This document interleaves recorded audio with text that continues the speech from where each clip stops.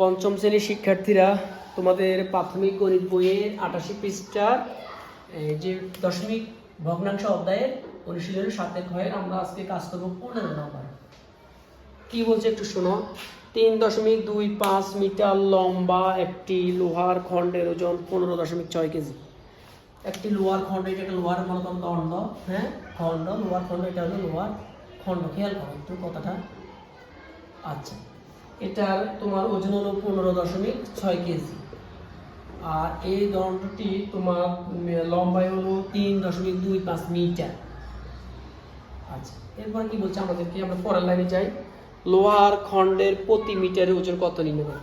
তাহলে এখানে এই যে লোহার এক খণ্ড দণ্ড, এটা হলো 3.25 মিটার। তাহলে প্রতি খণ্ড মানে প্রতি এক খণ্ড মানে 1 মিটার, প্রতি 1 মিটারের ওজন কত কেজি। 3.25 মিটারের ওজন যদি 15.6 কেজি, তাহলে 1 মিটার ওজন কম হবে। আর কম হলে আমরা কি করবো, আমরা এই 15.6 কে 3.25 দিয়ে কি করবো, ভাগ করবো। ভাগ করলেই প্রতি মিটারের কি ওজনটা বের হয়ে যাবে। আচ্ছা, তাহলে আমরা কি লিখতে পারি, আমরা প্রথমে লিখবো আমাদেরকে কি বার করবো, কেজি বাই ওজন। হ্যাঁ, তাহলে আমরা লিখবো 3.25 মিটার লম্বা লোহার খণ্ডের ওজন 15.6 কেজি। 3.25 মিটার লোহার, আচ্ছা আমরা এটা খণ্ডের ওজন কত কেজি, 15.6 কেজি। আচ্ছা, সুতরাং আমাদেরকে প্রতি বলছে না 1 মিটার লোহার খণ্ডের ওজন, তাহলে এই ওজনটাকে তো আমরা ভাগ করবো, আর ভাগ করে যাকে ভাগ সেটা ভাজ্য, তাহলে 15.6 হবে কি ভাজ্য, আর ভাজক হবে 3.25। তাহলে প্রতি মিটার বের করতে বলছে তো, এই যে তাহলে আমরা 1 মিটারটা এই যে বের করি। আচ্ছা দেখো, এখানে আমি এটা নিয়ে লিখেছি, তোমরা খাতা এখান দিয়ে লিখবা নিচে নিচে নিচে নিচে। এখন আমাদের প্রথম কাজ কি একটু চিন্তা করো। আমাদের প্রথম কাজ হলো আমরা 15.6 কে 3.25 দিয়ে ভাগ করবো। ভাজ্য হলো 15.6, ভাজক হলো 3.25। তাহলে প্রথম কাজ হলো আমরা এই দুইটা যে দুই পাশে দুইটা সংখ্যা দশমিক ভগ্নাংশ, এখান থেকে আমরা দশমিকটাকে কি করবো, অবমুক্ত করব, সরাই ফেলবো। এখন দশমিকটা সরাই ফেলতে হলে কি করতে হবে একটু চিন্তা করো। তোমাদের মনে আছে আমরা কি করি, এটাকে কত দিয়ে গুণ দিব আমরা। যেমন ধরো এটাকে আমরা 10 দিয়ে গুণ দিলাম, কারণ দশমিকের পরে 1, তাই আমরা একটা সংখ্যা তো আমরা এটাকে 10 দিয়ে গুণ দিলাম। আচ্ছা, তারপরে 3.25, দেখো দশমিকের পরে 2 বার, আমরা এটাকে 100 দিয়ে গুণ দিলাম। ঠিক আছে, তার মানে বুঝতে চাচ্ছি কি, একটু খেয়াল করো। দশমিক পরে যতটা অঙ্ক, যদি আমরা এটাকে পূর্ণ সংখ্যায় রূপান্তর করতে যাই, তখন আমাদের যতটা অঙ্ক ততটা শূন্য, আর সাথে এখানে দুইটা অঙ্ক 100, এখানে একটা অঙ্ক 10। এখন কি করতে হবে, মানে সমান সংখ্যা দিয়ে কিন্তু আর আমার কি হলো না, গুণ হলো না। আমি যেই দিকে বেশি দেবো, ধরো এইদিকে হলো 10, এদিকে কত 100, তাহলে এদিকে 100 হলো, আমরা এইদিকে 100 করে ফেলি। সমান সংখ্যা দিয়ে আমরা কি করব, দুইটা সংখ্যাকে গুণ করব। আচ্ছা, এখন এখানে গুণ করলে কি হবে, এখানে তো গুণ করলে 15.6, দশমিকের জন্য আসছে কিন্তু 10, পরে একটা শূন্য কি আসছে, বাড়তি আসছে, এই শূন্যটা আমরা এখানে লিখে দিই। আর এখানে তো আমরা এই পূর্ণ সংখ্যা এটাই হবে, কারণ দুইটার জন্য দুইটা শূন্য আসছে তো দুইটা হবে। আবার খেয়াল করো এদিকেটা একটু খেয়াল করো, এদিকে হলো 15.6, একটা শূন্য আসার কথা, ঠিক না, এইরকম না। তো একটা শূন্য দিলে 156 সংখ্যাটাই থাকে।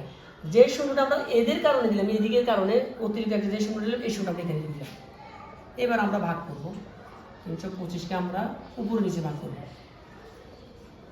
ভাগ করো, এখানে তিনটা সংখ্যা, এখানে আমরা তিনটা অঙ্ক দিলাম, 156 যায় কম, তাই একসাথে দিতে হবে। তাহলে আমরা 325 নাম থেকে আমরা পারবো না, আমরা একটা কৌশল অবলম্বন করবো, 3 দিয়ে কাজটা করবো। 3 দিয়ে কি একে যায় না, তাহলে আমরা 3 দিয়ে 15 পর্যন্ত দিব। সমস্যা 3-এর নামটা করো 3 5 15, তাহলে 3-এর নামটা 5 বার, 3 6 18 আছে কত 15, তাই 3 5 15 5 বার, তাহলে 5 বার যে যাবে তা বলছি না, কিন্তু আমরা এই রকম করে ভাগের যে একটা প্রাথমিক ধারণা সেটা আমরা পেতে পারি। আমরা ইচ্ছে করে এটাকে এই পাশে আমরা একটু রাফ দেখাই দিই, একটু খেয়াল করো। আমরা এখান থেকে দেখাই, আমরা এখন 325কে 5 দিয়ে গুণ দিই। 5 5 25, 5 হাতে কত 2, 5 2 10 আর 2 12, হাতে কত 1, 3 5 15 16, তাহলে কত 1625। 5 বার যদি আমার কাছে 1500 হয়, তাহলে 5 বার যাবে না, কয়বার যাবে, 4 বার যাবে। 4 5 20 শূন্য, হাতে কত 2, 4 2 8 আর 2 10 শূন্য, হাতে কত 1, 3 4 12, একে কত 13, 0 6 5 থেকে 3 গেলে কত থাকে 2 থাকে নাকি, 5 থেকে 3 গেলে কত থাকে 2 থাকে। আবার একটু দেখো 4 5 20 শূন্য, হাতে কত 2, 4 2 8 আর 2 10 শূন্য, হাতে কত 1, 3 4 12 আর 13, বিয়োগ করলাম। এখন এখানে দশমিক দিতে হবে, একটা আমরা জানি ভাগের বেলা কি করতে হয়, দশমিক দিয়ে অঙ্কের ক্ষেত্রে দশমিক দিয়ে একটা শূন্য আনা যায়। এবার কয়বার যাবে দেখ, একটু মাথা খাটায় দেওয়া, বারবার গুনতে হবে না। একটু আগে আমরা কয়বার দিলাম 4 বার, 4 বার দিছি কত হয়েছে 1300। এখন এখানে কত 2600, 2600, তাহলে 13 এর ডাবল, তাহলে আমরা 4 এর ডাবল তো করে নিতে পারি, এই যে 2600। অথবা আমরা এইভাবে বলতে পারি 3 আনা 3 6 18, আমার এখানে যাবে 3 7 21, 3 আনা 24, 3 9 27, তাহলে 9 বার তো যাবে না, আছে কিন্তু 26, 8 বারে যাবে। তাহলে আমরা কত পেলাম এই অঙ্কটা, উত্তরটা পেলাম কত 4.8 কেজি। তাহলে বোঝা গেল কি লোহার খণ্ডের প্রতি মিটারের ওজন 4.8 কেজি, 4.8 কেজি।